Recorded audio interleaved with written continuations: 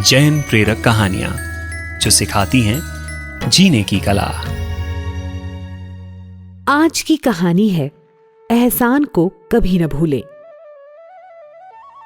जब राजा श्रेणिक ने हाथी सेंचक और दिव्य हार अपने छोटे पुत्रों को दे दिया तो बड़े पुत्र कुणिक को बहुत खटका।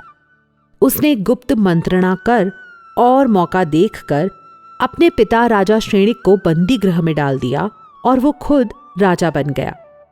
उसने पिता का भोजन पानी बंद करवा दिया और ऊपर से रोज 100 कोड़े मारना शुरू कर दिया। रानी चेलना जैसे तैसे जाती और गुप्त रूप से श्रेणिक को आहार पानी करवाती। कुछ समय बाद राजा कुणिक के संतान हुई। वो पुत्र को गोदी में खिला रहा था कि उसने मुंह पर पेशाब कर दिया। फिर भी वो मुस्कुराने लगा।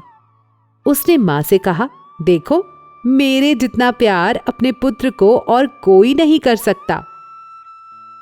चेलना ने कहा, तू क्या जाने पिता का प्यार। तेरे पिता ने तो जान पर खेल कर तुझे बचाया था। मतलब? कुणिक ने पूछा। मां ने कहा, जब तू मेरे गर्भ में आया था तो मेरे मन में तेरे पिता के कलेजे का मांस खाने की इच्छा पैदा हुई थी, पर उसे भी तेरे पिता ने जैसे तैसे पूरा किया था। पिता का वैरी समझ मैंने तुझे कचरे में फेंकवा दिया, फिर भी पिता तुझे ले आए। बचपन में तेरी उंगली को पक्षी ने काट खाया था, जिससे उसमें मवाद भर गया था। तेरी वेदना को कम करने के लिए पिता ने अंगुली चूस चूस कर मवाद निकाला था। जिसने तुझे प्राणों से भी प्यारा समझा, आज तो उन्हें ही मारने में लगा हुआ है। धिक्कार है तुझे। ये सुनते ही मानो कुणिक के नीचे से धरती खिसक गई। उसने कहा, मैं अभी जाता हूं और पिता को बंधन मुक्त करता हूं।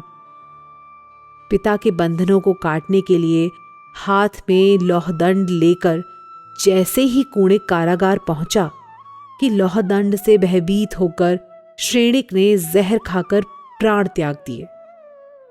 कुणिक कुछ करता उससे पहले पिता के प्राण उड़ गए और वो जोर जोर से रोने लगा। एहसान का एहसास रखना चाहिए, अन्यथा पछताने के अलावा कुछ न बचेगा। परमात्मा की आज्ञा के विरुद्ध कुछ भी कहा हो तो मिच्छामि दुक्कडम। जैनम जयतु शासनम। और जैन प्रेरक कहानियां सुनने के लिए जुड़े रहिए पार्श्वनाथ मीडिया के साथ।